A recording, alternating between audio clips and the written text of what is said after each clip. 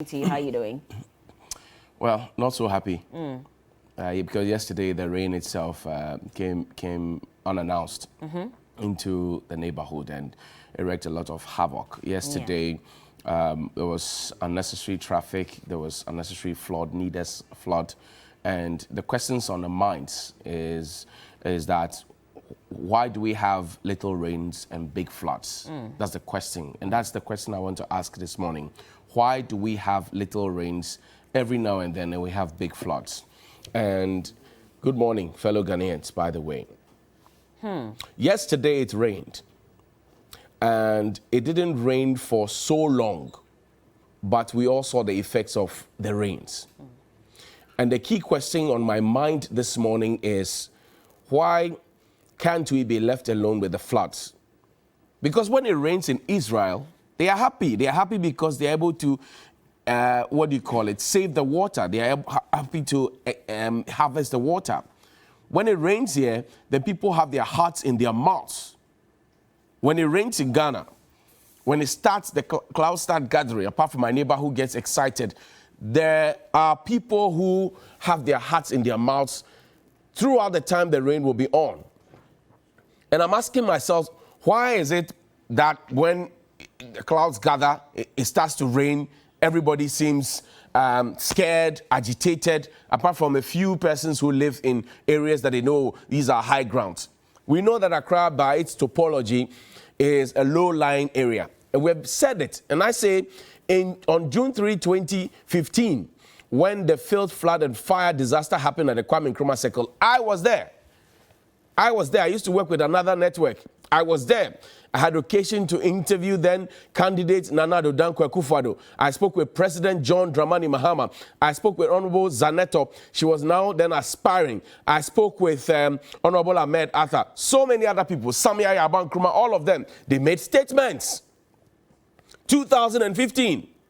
They made statements, they talked about it. In fact, President Mahama at the time said that, well, we should not behave like the vulture, where we say, oh, after the rains, we will build our houses, and then now the rains are gone, and our houses are still the same way they are. I remember that Honorable Atachi had promised that we're going to get some flood drains. Before him, the Minister for Works and Housing had also promised that we're going to get some flood drains. So the question I'm asking this morning is, where are the flood drains? You see, when you make promises as politicians, and whether they be on the campaign platforms or they be to a group of people, or when something has come and you have gone for future opportunities and you make promises, don't ever think that we will forget the promises that you have made to the people. Because not so long ago, when we kept asking questions about the Clean City Dream, the President of the Republic, Nana Addo Dankwa Akufo-Addo, had been given a full chieftaincy title at the Manche Agbona by the late Dentist Kofi, the late English Alata Manche, who lived so long. He had given the President of the Republic a chieftaincy title. It says, Ni Kwaku Okujiaman Ablade the First. Ni Kwaku Ablade Okujiaman the First. It was a chieftaincy title. Big event. The president promised that we're going to have a clean city dream in 4 years. Well, we're in the 5th year, and what do we see? The 5th year, it's as if nothing has changed. And after we spoke about it extensively on our media platforms, we saw that, public litter bins had been installed at various places in the city. And we were told that it will extend to other parts of the country. Months down the line, where are the public litter bins? There was one in front of TV3.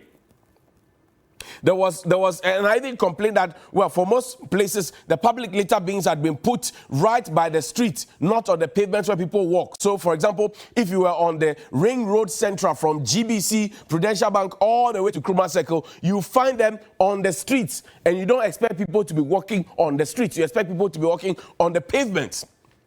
Months down the line, after we had done that launch of the National Sanitation Campaign in an air-conditioned room at the banquet hall of the State House, that was where the Ministry of Sanitation took us to. That was where we held that launch, in an air-conditioned room. Air-conditioned room, that was where we held that one. Now we decided that we're going to have public litter bins all across. Go around town. The first few weeks, we had problems with the public litter bins because people were not bringing their rubbish from home to come and put in the public litter bin that were supposed to be for persons who were in town who had either drunk some mineral water or a drink or eating a meat pie, buffroat, whatever it is, so they can drop their stuff in there. Now people were bringing their rubbish from home at night to come and drop their litter into that. Now I say any smart city that goes to sleep after 5 p.m. only to wake up at 8 a.m. will have those problems. I said it, nobody believed it. Now, even the public litter bins are gone. The public litter bins that we invested so much money, made so much noise, said it was the first step to curing the problem of littering Accra and making it dirty. They're gone. They are gone. There's a ministry responsible, and that minister, Madam Cecilia Abdul-Dapa, has also been given additional responsibility as gender minister. We'll come to that conversation shortly.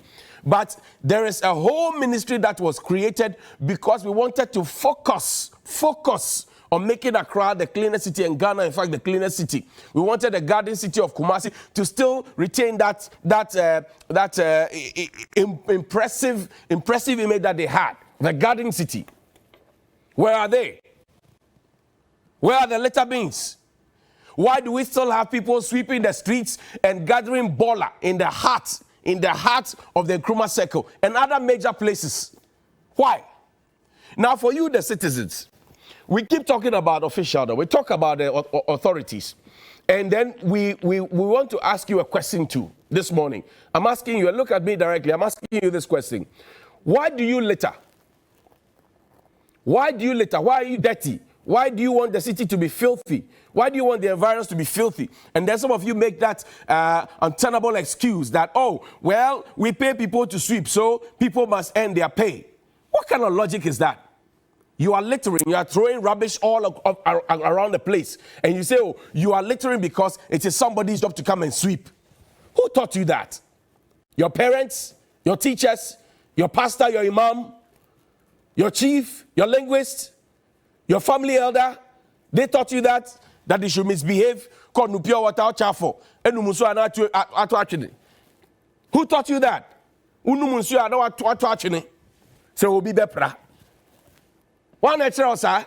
taught you that? This is what's happening at the Kwame Nkrumah Circle. And this morning, if you go there, you will see it. Yesterday, I took time to go through the city. I went to Kwame Nkrumah Circle, I went to Abosokai, I went to Dakuma, and I went to a couple of places. And all those places were flooded. Then I asked myself, when it rains in other places, they are happy about it because they will harvest the water, they will use it for irrigation, they will grow more food, their people will eat. When it rains here, small rain, then we are all scared. Everybody is scared.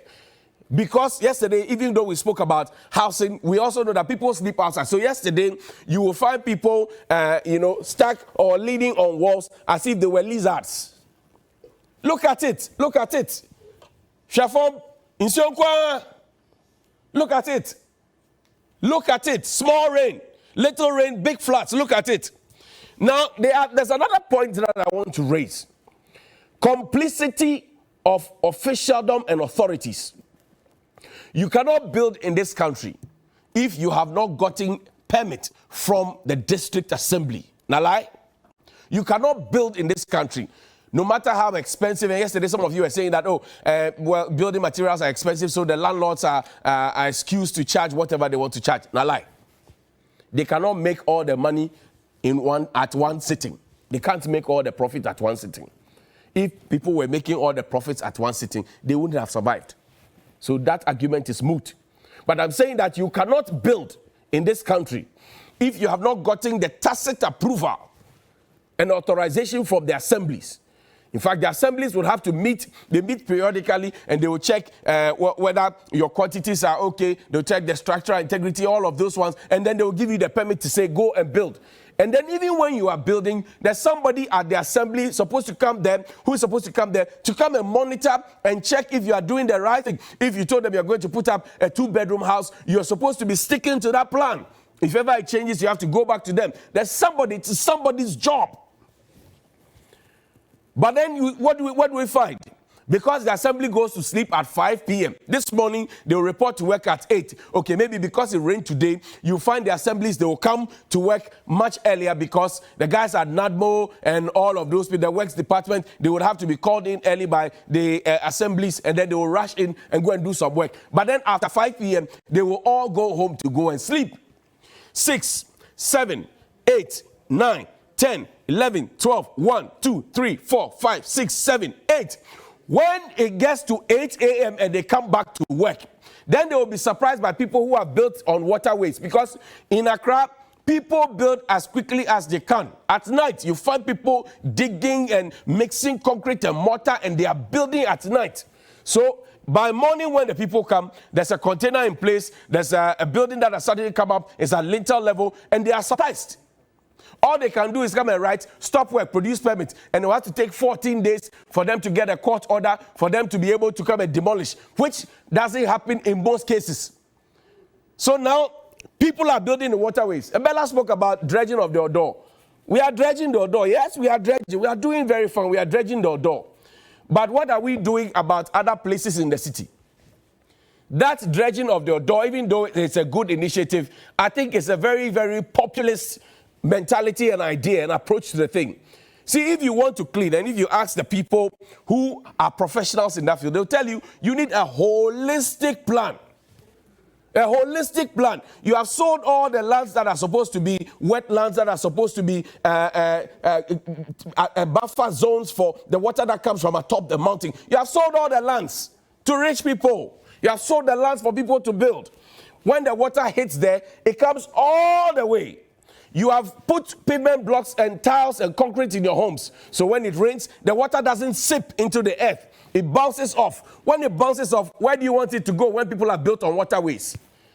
You have failed to even plant grass or lawn in your home because you think you're a big man. And this whole place is too hot. It's too hot. And when the problems come up like that, I want to see officials, those who are at the assemblies, whose job it is to grant people licenses to ensure that people don't build at wrong places. They must be held accountable, because when you sit and people build and then you come back later to come and show bravado, spend our money to go and demolish, you should bow down your head in shame. You should also bow down your head in shame if you are in the business of littering. You should bow down your head in shame if you have not taught your children that drinking your sachet water and tossing them out of the window of their trotro is not good. You should bow down your head in shame. I'll end with this. Yesterday in a trotro,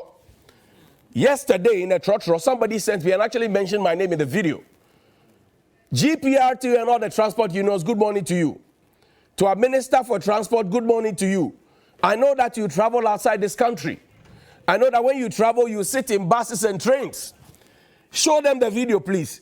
If the Troskis and the taxis and the trains that when you travel out, you go and see and sit and enjoy, were leaking like this. They are leaking. You run away from the rains to get into the trotro for safety and for transportation purposes. You get into the trotro and the trotro itself is leaking. Hey, boy. The trotro is leaking and you can see the ground. The trotro is leaking. The trotro is leaking. Fuel is getting missing at the Mawaya refinery. It's leaking. Trotro is also leaking. Look at it.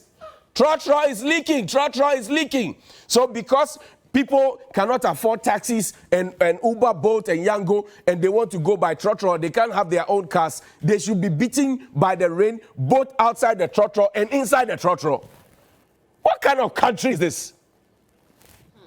Trotro is leaking in Belamundi. Trotro is leaking. Okay, well, let's listen to what they're saying in the trotro first of all.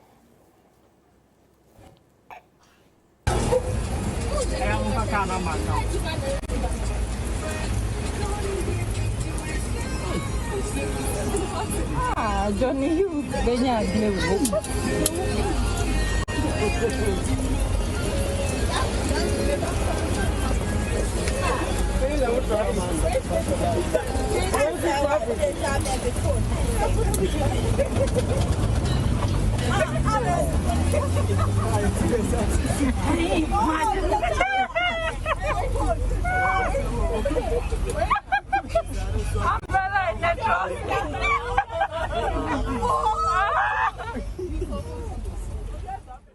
Johnny Hughes Benya idea way means Sanswaka. Listen, and every car is supposed to have a roadworthy certificate. What do they check?